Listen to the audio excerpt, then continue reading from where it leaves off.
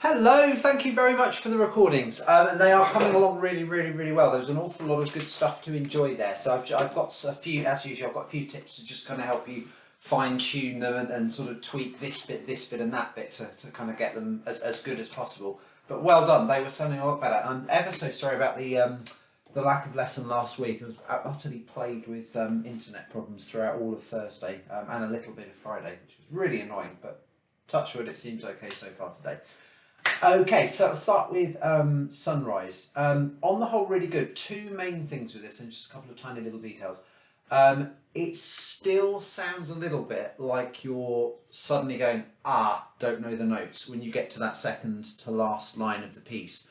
And I think in a way that's the worst bit to have that happen, because that whole line is like one build up to the final D major chord. So you want that, it kind of musically sounds a little bit of an anticlimax if that line isn't really confident, has a nice strong build up. So I would just do some focus practice alone on that line, second to last line of the piece. Remember, we've got those really important step dynamics in there as well, with each bar getting progressively louder than the one before.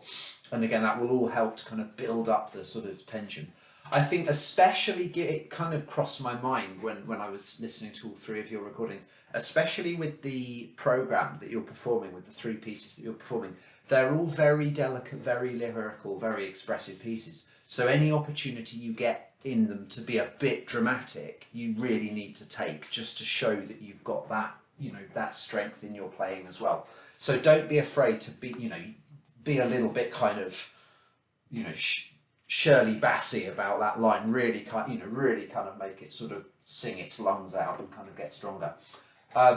Similarly, with the main theme, I can hear a nice crescendo when you're going. But bear in mind, over the next two bars, it does diminuendo. But to make that diminuendo more noticeable, I would start loud. When you start the diminuendo, you're at the peak, you're at the loud bit. So you're tending to kind of have a bit of a crescendo here, but then kind of going to a bit of a whisper there. And then, kind of diminuendo maybe on the G chord or even on the D chord, but on that F major chord, I would still be quite loud there, because otherwise it sounds like you've gone slight crescendo, straight back to PP. Whereas you want to give the impression of rise and fall. So that's a very sort of simple kind of tweak you can make to inject a lot more kind of drama into that piece there. The other main suggestion with Sunrise on the Matterhorn, I think it would benefit from just going a smidgen faster. It sounds a little bit too relaxed at that speed. And again, given that I would say that's not a major problem if you were playing some other pieces that were faster, but because you're doing all kind of slower lyrical pieces, which is totally fine. I think it's a bit risky to have it going too slowly, because then the whole program just sounds a bit too too gentle, almost. So a little bit more movement. 2, 3, 4. Whatever the notes are.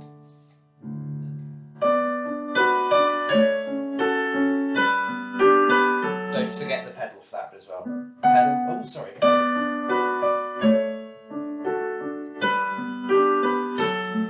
Just helps get a really nice kind of watery, lovely sound. Final thing, on the first bar, bottom line of the page. Sorry. This one. What's your rhythm there? Da, da, da, da, da, da. Quaver, quaver, crotchet. Quaver, quaver, crotchet. Everyone plays that bar wrong. You're not alone. Like every video I've done about Sunrise and Matterhorn mentions that. Good. Clown, onto the clown, so to speak. This is much better. Again, any opportunity you get, any dynamics in this piece, really milk them for all they're worth. I wouldn't hesitate actually to go through your pieces with I literally use colouring pencils. I've got one here, so I use them all the time. And use a colour system for the dynamics. So where it's sort of getting louder, you can use red. Where it's getting quieter, whatever system works for you. But it's just a bit too still otherwise. There's a nice dynamic contrast between the ballerina bit and the clown bit, but just a little bit more shaping throughout the rest of it. You know, even when they're not necessarily marked in, you know, if you've got those right hand scales going up, sounds really nice if those have, those aren't the notes at all, are they? Sounds really, really nice. You've got just a subtle crescendo, and then as they're falling down, you know, do the opposite. Start quite loud, and again,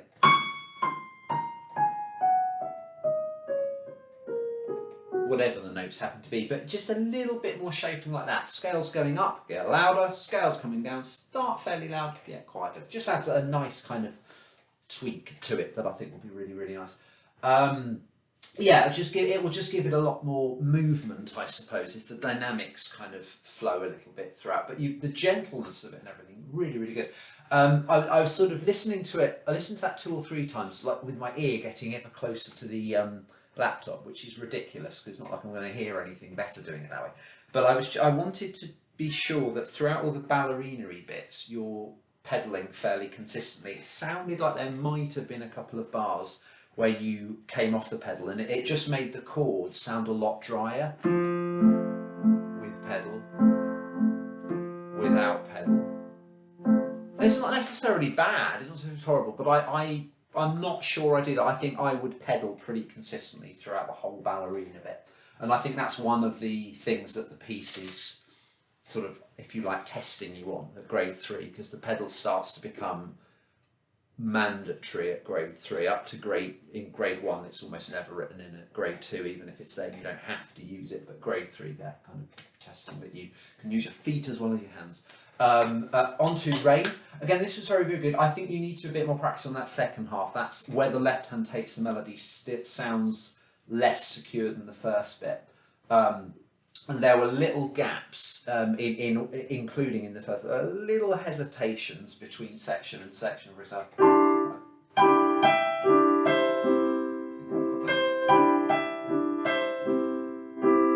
then whatever the notes are. So, for example, between that bit and this bit, then on to the next section, whatever the notes are. So the way to get around, the easiest way to get around that is just spend a little bit of time practicing going from section to section. So carve it up into like section A, section B, C, D, E, or whatever. Then just 3 or 4 times go through section A to section B.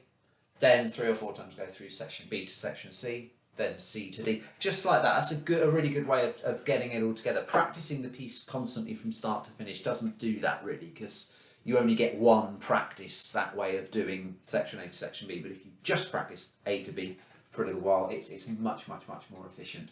Yeah, similarly with the pedal, I just think a dab of pedal, especially on those initial chords where it's just the chords on their own. I think that sounds really, really nice. Again, it's not in the score, so you don't have to do it. But yeah, I sort of kind of ummed and ahed over the years about, should that beginning bit be pedal, should it not? And essentially, it's down to you, but just something to think about, just to kind of make them a little bit more sort of watery. Excellent dynamics on that beginning bit though, by the way. You shaped those chords really well, so they didn't sound boring, which is awesome, because it's a really boring piece of writing, 4 bars of exactly the same thing. So yeah, to sum up, just a little bit of practice on Rain, joining section to section, and really getting to grips with those left-hand notes in the second half. You want those left-hand notes to really kind of come out.